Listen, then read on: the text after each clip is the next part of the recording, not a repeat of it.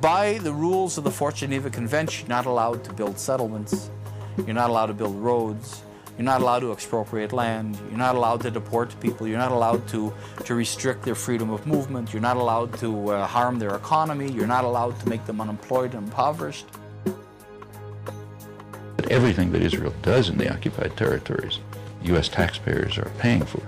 The U.S. gives the financing, it gives the military support. Israel receives as much foreign economic assistance as all the countries combined in the world.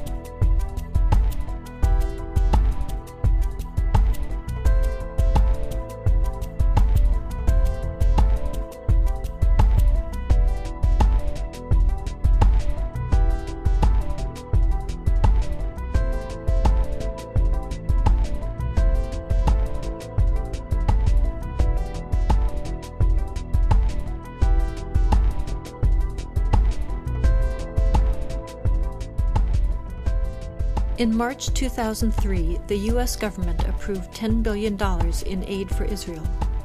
At the same time, it withheld a $3.5 billion grant to upgrade the training of first responders, those who would be first to respond to a terrorist attack.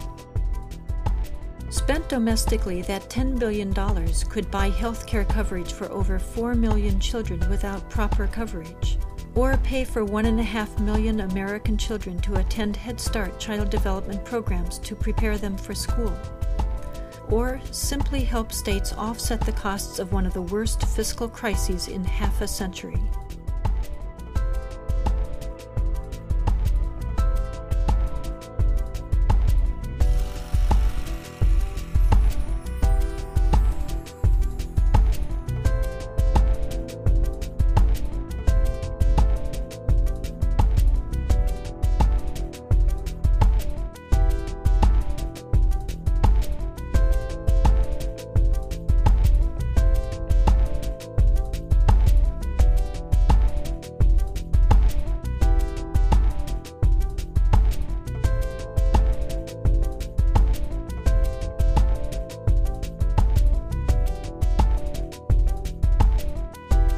One of the reasons that the American commitment to Israel is so strong, that it's not only reflecting the impact of well-organized pro-Israeli lobbies, but it also represents the views of the Pentagon that sees Israel now as an indispensable strategic ally in the effort to control and exert influence throughout the region. The main concern for the United States, like the world, is the oil-producing regions. And in order to control that, you need a way of doing it.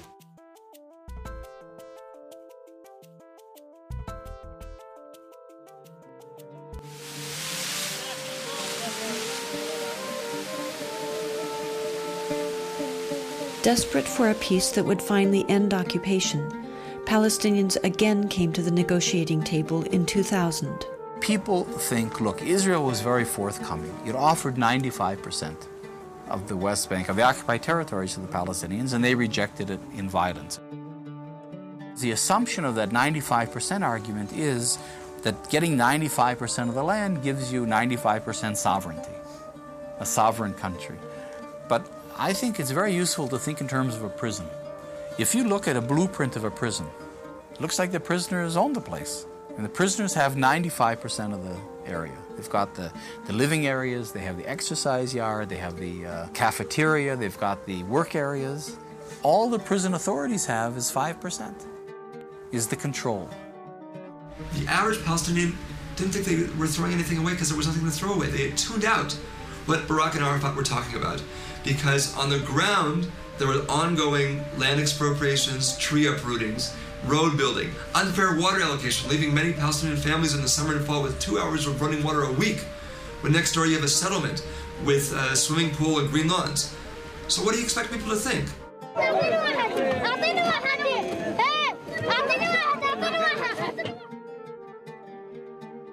And it was that pressure, that sense of being squeezed, that finally exploded in September of 2000 in what became the Second Intifada.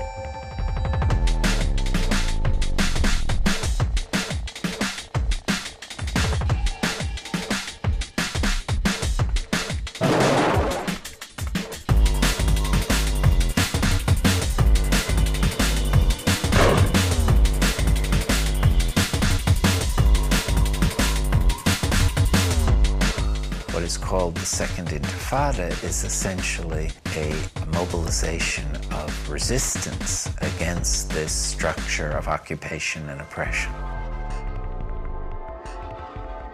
Israel, from the very beginning of these demonstrations, had indeed relied on excessive force. They had used live ammunition against unarmed demonstrators, had inflicted several deaths and hundreds of casualties in the opening days of the Intifada.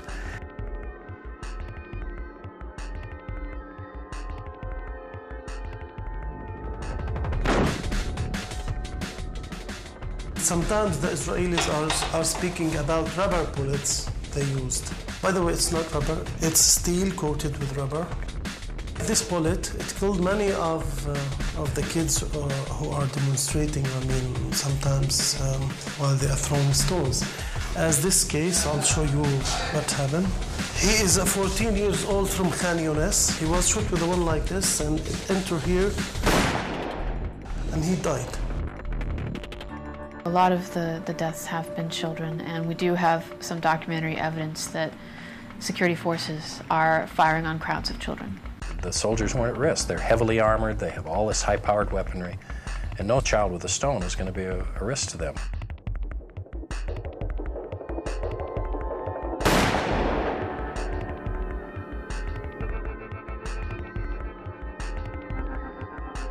Most of the Palestinian abuses involve